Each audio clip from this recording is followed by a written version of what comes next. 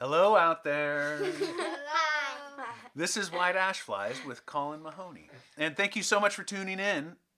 Today, finally, the open invitation has been accepted, and we've got three very important guests joining us at the White Ash Flies studios. Welcome. I hope you didn't have too much trouble finding a parking spot. It's our basement. Yeah, well, why don't you introduce yourself? My name's Bobby. My name's Hank. I'm Tilly. Well, welcome. So nice to have you here. Today, especially nice to have you here because I'm reading some nonsense poetry by two guys who lived in England in the 1800s, Edward Lear and Lewis Carroll. Kids' poetry in those days could be a little dreary, a little sappy and preachy. A couple big themes that you come across often are, one, the kid who behaved herself and was rewarded for it, or two, the kid who behaved badly and paid a price for her bad behavior. Remember in Willy Wonka and the Chocolate Factory, when Violet Beauregard chews the gum that tastes like a 3-course meal, and she ends up turning into a giant blueberry? Yeah. And the Oompa Loompas roll her out singing a song telling kids not to chew gum all the time? Well, that song's poking fun at the preachy kids' poems. And Edward Lear and Lewis Carroll do too. And they much preferred to make kids laugh at the ridiculous behavior of grown-ups. Or at animals behaving like ridiculous grown-ups. And in Lewis Carroll's most famous poem, Jabberwocky, the words themselves are what's ridiculous. But just because the words are made-up nonsense doesn't mean that they don't make sense. By the way, Jabberwocky comes from Through the Looking Glass, which is a sequel to Alice's Adventure in Wonderland. Jabberwocky by Lewis Carroll. 'Twas brillig, and the slithy toves did gyre and gimble in the wabe. All mimsy were the borogoves, and the mome raths outgrabe. Beware the Jabberwock, my son, the jaws that bite, the claws that catch. Beware the Jubjub bird, and shun the frumious Bandersnatch. He took his vorpal sword in hand. Long time the manxome foe he sought. So rested he by the Tumtum tree, and stood a while in thought. And as in uffish thought he stood, the Jabberwock, with eyes of flame, came whiffling through the Tolgee wood, and burbled as it came. 1, 2, 1, 2, and through the vorpal blade went snicker-snack. He left it dead, and with its head he went galumphing back. And hast thou slain the Jabberwock? Come to my arms, my beamish boy. O frabjous day, Callooh, Callay! He chortled in his joy. 'Twas brillig, and the slithy toves did gyre and gimble in the wabe. All mimsy were the borogoves, and the mome raths outgrabe. There was an old person of Yule, who chiefly subsisted on gruel. But to make it more nice, he inserted some mice, which refreshed that old person of Yule. Gross. There was an old man who said, "How shall I flee from this horrible cow? I will sit on this stile and continue to smile, which may soften the heart of that cow." I like Do that that one. one. Do that one. Whoa. The Duck and the Kangaroo. The Duck and the Kangaroo. Said the Duck to the Kangaroo, "Good gracious, how you hop! Over the fields and the water, too, as if you never would stop. My life is a bore in this nasty pond, and I long to go out in the world beyond. I wish I could hop like you, said the duck to the kangaroo. Please give me a ride on your back, said the duck to the kangaroo.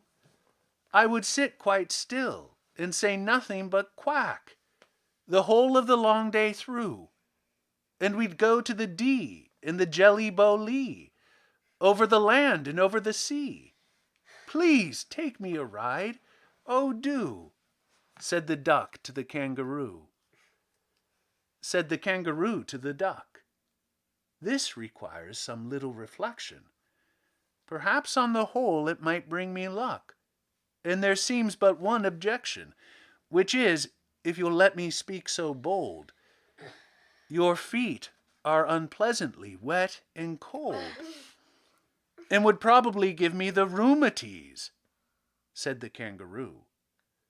Said the duck, as I sat on the rocks I've thought over that completely, and I bought 4 pairs of worsted socks which fit my web feet neatly. And to keep out the cold I've bought a cloak, and every day a cigar I'll smoke, all to follow my own dear true love of a kangaroo.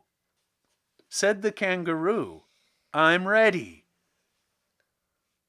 Said the kangaroo, I'm ready, all in the moonlight pale.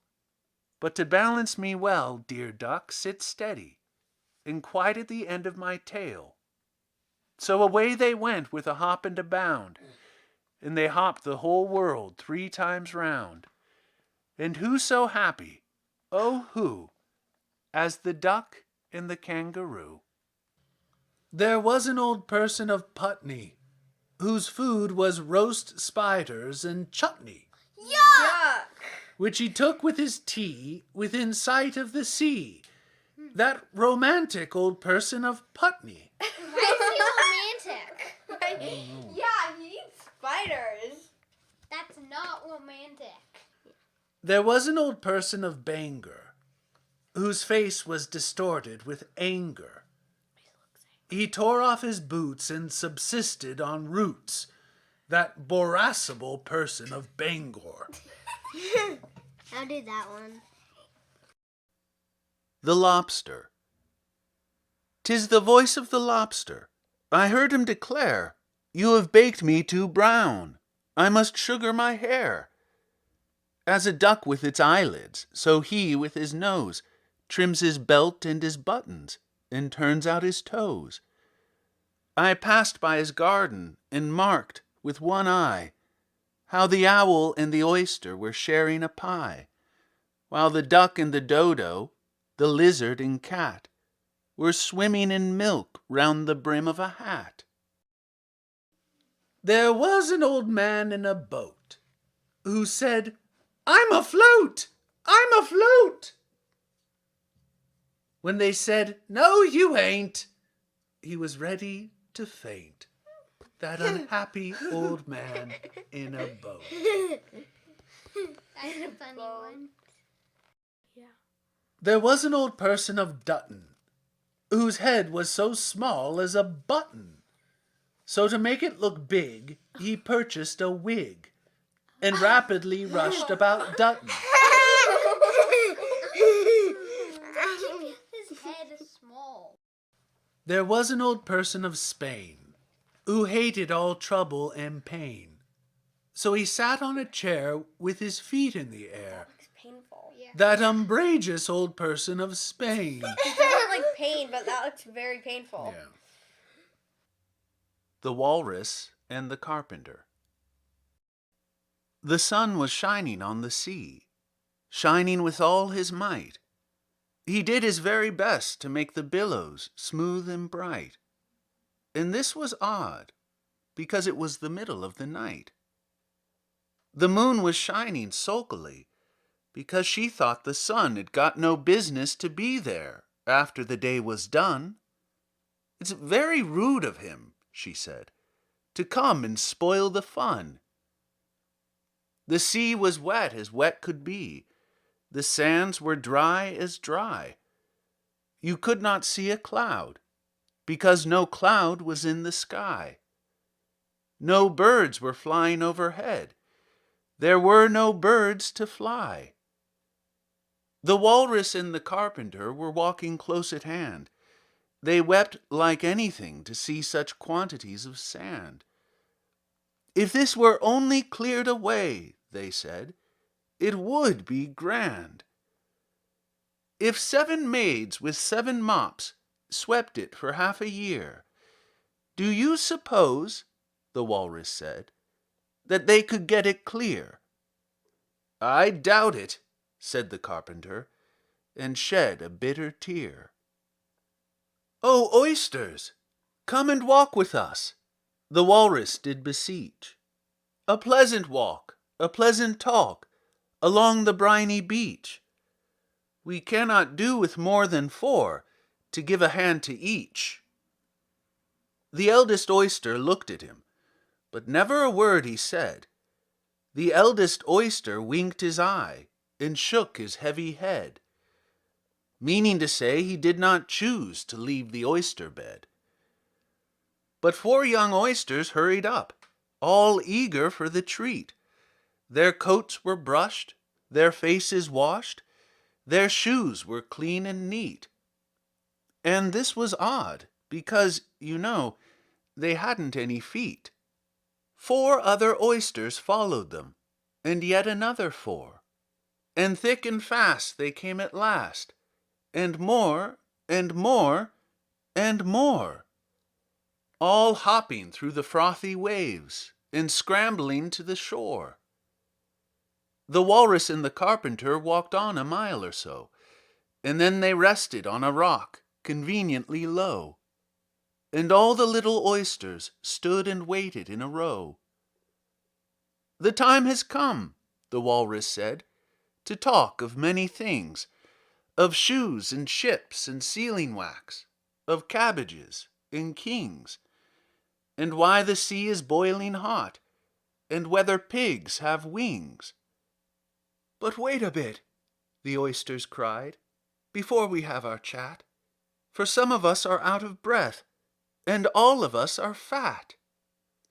No hurry, said the carpenter. They thanked him much for that. A loaf of bread, the walrus said, is what we chiefly need. Pepper and vinegar besides are very good indeed. Now, if you're ready, oysters dear, we can begin to feed. But not on us, the oysters cried, turning a little blue. After such kindness, that would be a dismal thing to do. The night is fine, the walrus said. Do you admire the view? It was so kind of you to come, and you are very nice. The carpenter said nothing but, Cut us another slice.